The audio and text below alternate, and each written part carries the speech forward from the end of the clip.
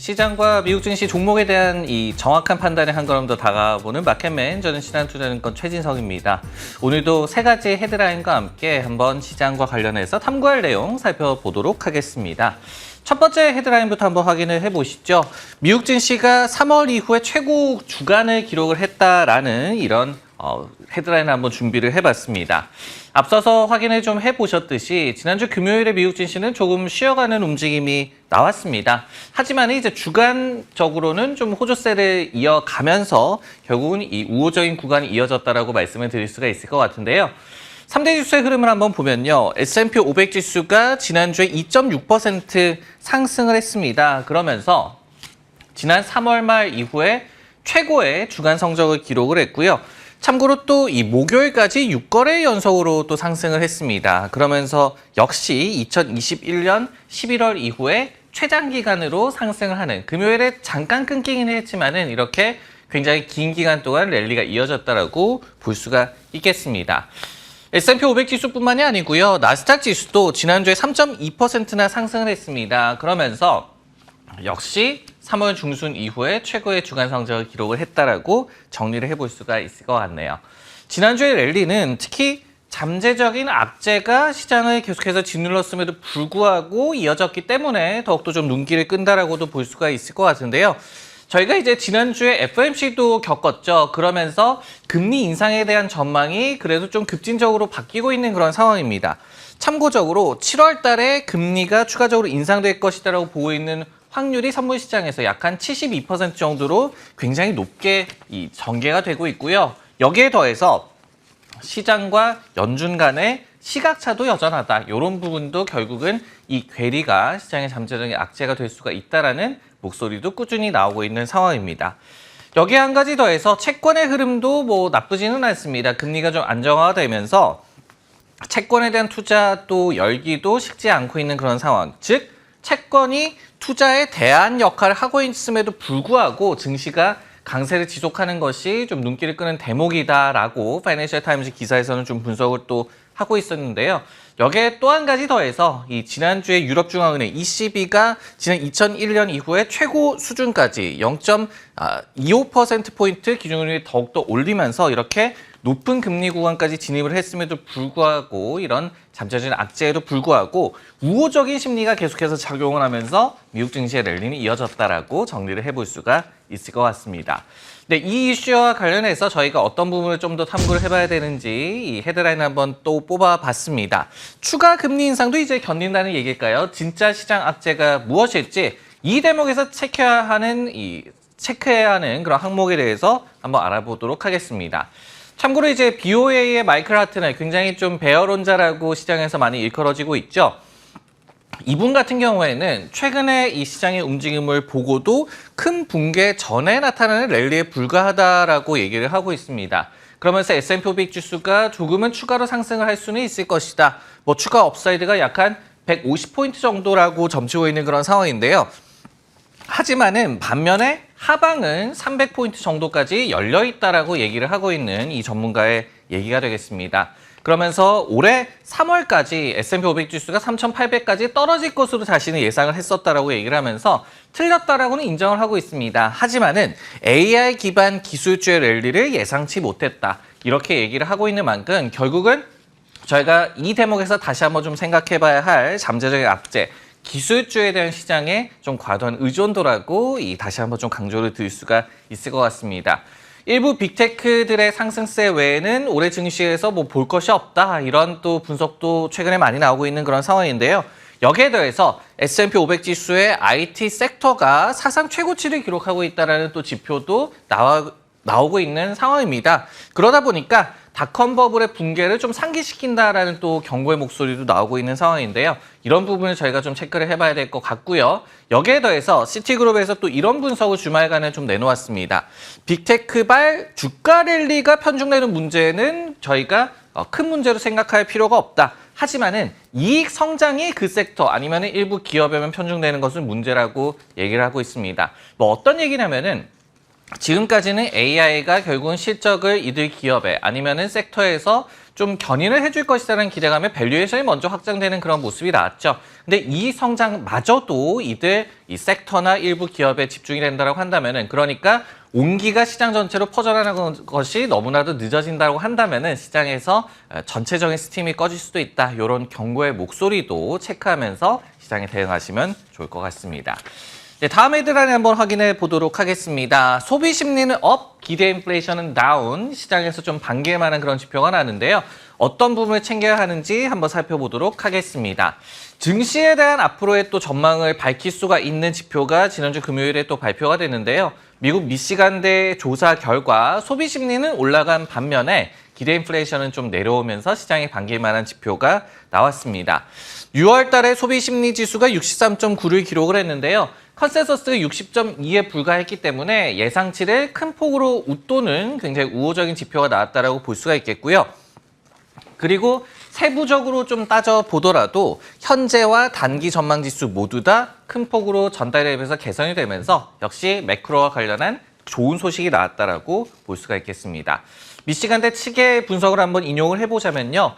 6월 달에 소비 심리가 8% 정도 개선이 되면서 4개월 만에 최고치를 기록을 했다. 그러면서 인플레이션이 좀 완화가 되고 있고, 그리고 부채 한도와 관련한 잡음이 해소된 것이 소비 심리 개선에 영향을 끼쳤다라고 분석을 하고 있었습니다.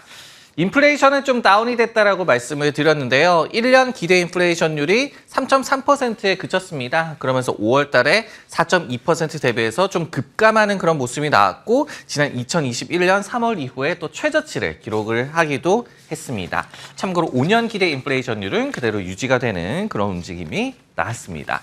네, 이 이슈와 관련해서 어떤 부분을 좀 더 탐구를 해봐야 될지 물음을 던져봤습니다. 반가운 기대 인플레이션율의 완화인데요. 연착륙 기대도 업이 될 수가 있을 것이냐, 이 부분에 대해서 좀 더 설명을 드리도록 하겠습니다. 일단은 지난주에 나왔던 이 같은 미시간대 소비심리지수와 기대 인플레이션율, 결국은 증시 입장에서도 추가적인 랠리에 대한 기대감을 높일 만한 요소라고 충분히 좀 평가를 해볼 수가 있을 것 같습니다. 예를 들어서 카슨그룹이라는 이 그룹 기관에서는 연말까지 미국 증시가 신고점을 찍는 것도 가능할 것이다라고 분석을 하고 있거든요. 그러면서 세 가지의 요건을 지금 제시를 하고 있습니다. 그러니까 세 가지의 근거를 대고 있는데요. 첫 번째로 강한 소비 지출의 회복력을 좀 주목을 하고 있다라고 얘기를 하고 있고요. 두 번째로는 인플레이션율의 하강, 세 번째로는 연준의 금리 인상 사이클의 종료라고 이렇게 얘기를 하고 있습니다. 근데 이렇게 1, 2, 3번을 좀 살펴보면서 지난주에 지표를 좀 대입을 해본다면은 결국은 이 같은 근거에 딱 맞아떨어지는 매크로 경기의 상황이다라고 말씀을 드릴 수가 있을 것 같고요. 앞서서도 이제 이익에 대해서 걱정을 하라라고 또 경고를 했던 시티그룹의 또 분석을 좀 더 보면요. 이들은 올해 4분기 정도에 경기 침체가 올 것이다라고 얘기를 하고 있습니다. 이런 것이 경계론의 근거였는데 결국은 경기 연착륙이 가능한다라고 한다면은 결국 증시 입장에서도 굉장히 추가 랠리 기대감을 높여주는 그런 지표, 그리고 매크로의 상황 전개라고 해석을 해볼 수가 있을 것 같습니다. 물론 저희가 경계론도 좀 생각을 해볼 수가 있겠죠. 골드만삭스에서 주말간에 이 같은 또 보고서가 나왔는데요. 시장 예상만큼 인플레이션율의 빠른 완화는 어렵다라고 얘기를 하고 있었습니다. 그러면서 시장이 지금 빠른 경기 냉각과 인플레이션 완화를 기대를 하고 있는데 속도와 관련해서는 자신들은 잘 모르겠다. 그러니까 시장의 기대치가 좀 과도하다라고 얘기를 하고 있거든요. 즉 인플레이션 하강 그 방향성은 맞아 보입니다. 하지만은 그 속도와 관련한 시장의 시각과 관련한 잡음은 앞으로도 좀 계속될 수가 있을 것이다. 이런 부분도 체크를 하시면 좋을 것 같습니다. 네, 마지막으로 이번엔 종목과 관련한 헤드라인 한번 살펴보도록 하겠습니다. 지난주에 좀 핫했던 종목이라고 볼 수가 있겠죠. 드디어 첫 비행 버진 갤럭틱 급등 소식에 대해서 좀 더 탐구를 해보도록 하겠습니다. 금요일 날이었죠. 이 상업용 우주 여행 업체라고 저희가 얘기를 할 수가 있겠습니다. 버진 갤럭틱의 주가가 무려 16%나 급등을 했는데요. 전일장 마감 이후에 굉장한 좀 호재가 나왔습니다. 마침내 처음으로 상업용 비행 소식이 전해졌기 때문이었습니다. 사측에서 얘기한 바를 좀 정리를 해보자면요. 갤럭틱 01기가 오는 6월 27일에서 30일 사이에 이제 비행을 개시한다라고 얘기를 했고요. 그러면서 또 갤럭틱 02기는 8월 초에 비행을 개시를 할 것이다. 그리고 그 이후에는 매달 이제 우주 여행이 론칭이 될 것이다라고 발표를 했습니다. 버진 갤럭시 같은 경우에는요, 저희가 과거를 좀 복기를 해본다면 지난 2021년도에 당국의 승인 이후에 우주 여행 서비스를 꾸준하게 좀 준비를 해왔습니다. 하지만은 뭐 우주선과 관련한 문제도 좀 제기가 됐었고요. 그리고 인력 부족, 뭐 구인난이 되겠죠. 그리고 공급망 차질 등에 인해서 수년간 이 같은 실제 비행이 좀 미뤄져 오고 있는 그런 상황입니다. 그러면서 실적도 굉장히 부진한 이 흐름이 계속해서 이어지고 있던 상황이었는데요. 올해 1분기에도 무려 1.6억 달러 정도의 순손실을 기록을 하면서 비행도 늦어지고 또 실적도 좀 좋지 않으면서 주가도 굉장히 부진한 상황이 전개돼 왔었습니다. 네, 버진 갤럭시 주가 급등과 관련해서 어떤 부분을 좀 더 살펴봐야 할지 물음을 던져봤습니다. 버진 갤럭시 드디어 볕들까 주가에 대한 앞으로의 전망에 대해서 한번 분석을 해보도록 하겠습니다.